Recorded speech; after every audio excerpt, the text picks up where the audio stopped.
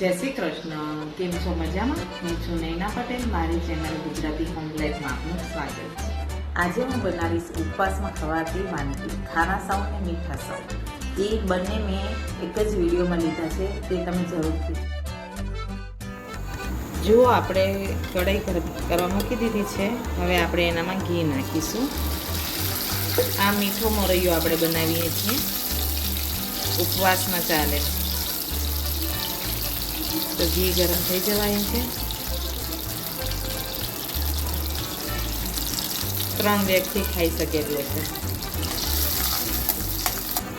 આ જો આ મોરૈયો છે, આપણે આને મીઠો મોરૈયો કહીએ. ખાંડ પણ નાખી શકાય અને ગોળ પણ નાખી શકાય, પણ આપણે ગોળ નાખીશું. ગોળ સારો એટલા માટે. જો શેકાય છે બરોબર, એકદમ બ્રાઉન કલરનો થાય ને ત્યાં સુધી શેકવાનો.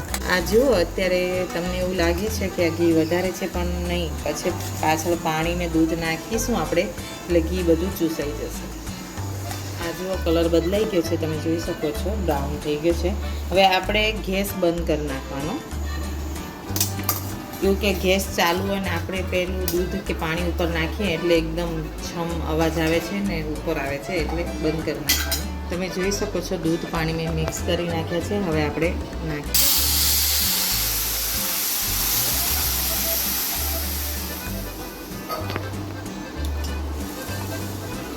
હવે ગેસ ચાલુ કરી દઈશું.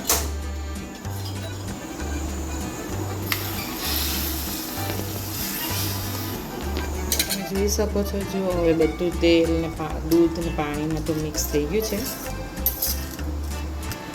હવે ફાસ્ટ ગેસ કરીને આપણે અંદર ગોળ નાખીશું. જે આપણે વાટકીમાં લીધો તો મોરૈયો, એ વાટકી આખી ભરવાની ગોળમાં.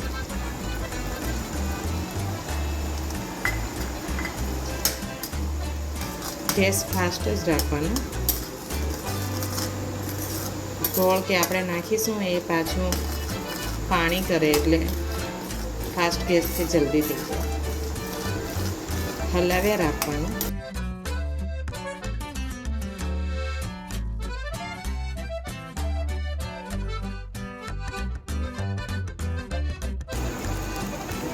હજુ થોડીક વાર ખદખદવા દેવાનું.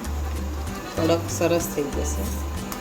તમે જોઈ શકો છો કેટલો સરસ બની ગયો છે. હવે આને આપણે મીઠો મોરૈયો કહીએ છીએ. 11 કે ઉપવાસમાં આપણે ખાઈ શકીએ. અને હવે આપણે તીખો મોરૈયો બનાવીએ, એ પણ તમે જુઓ.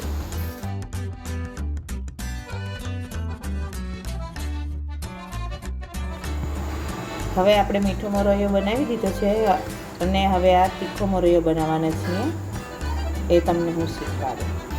આપણું તેલ ગરમ થઈ ગયું છે ને ઉપવાસમાં રાઈ, હિંગ એવું કશું ખવાય નહીં, એટલે આપણે જીરુંનો જ વઘાર કરીશું ખાલી.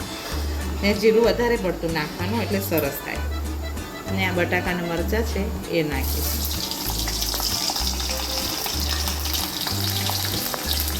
એક ચમચી મીઠું.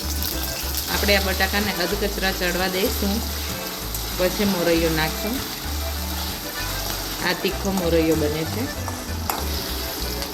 આ તીખા મોરૈયામાં હળદર નાખવાની એટલી, લાલ મરચું નહીં નાખવાનું, કારણ કે લાલ મરચાંથી પછી લાલ થઈ જાય છે. આ યલો કલરનો હોય છે મોરૈયો. હવે આપણે આ મોરૈયો નાખીશું. આને થોડીક વાર સાંતળવાનું, કે સરસ મોરૈયો શેકાઈ જાય.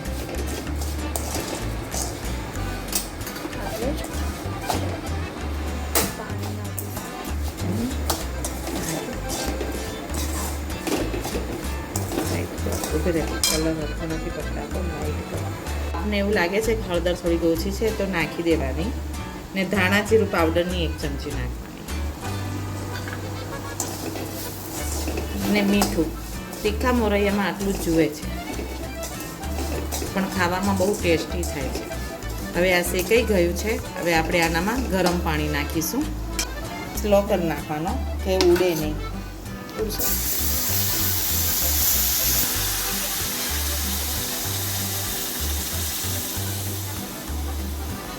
મોરૈયામાં પાણી વધારે જુએ છે, નાખીને ચડાવવા દેવાનો. આપને એવું લાગે કે જુએ છે તો પાછળથી થોડુંક નાખવાનું, એક સામટું નાખવાથી વધારે થઈ જાય છે પાણી.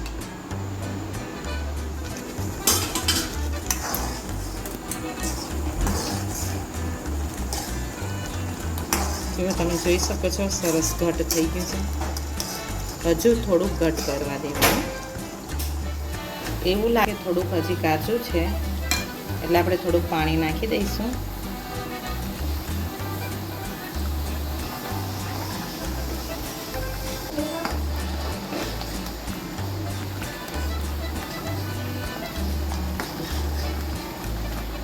ધીમે તાપે થોડુંક ઘટ કરવા દેવાનું.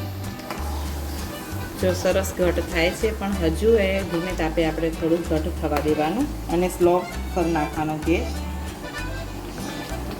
કારણ કે આ ફાસ્ટ ગેસમાં બેસી જાય છે એટલે સ્લો ગેસે હલાવી રાખવાનું. મીઠું તમારે ચાખી લેવાનું, ઓછું હોય તો થોડુંક ઉપરથી નાખી શકાય. તમે જોઈ શકો છો જો એકદમ સરસ થઈ ગયું છે.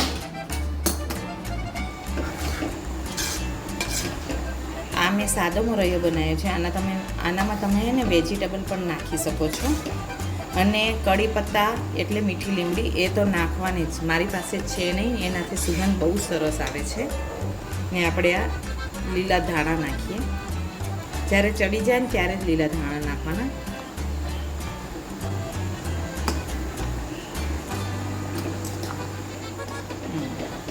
જો સરસ થઈ ગયો છે. બટાકા પણ એકદમ સરસ ચડી ગયા છે.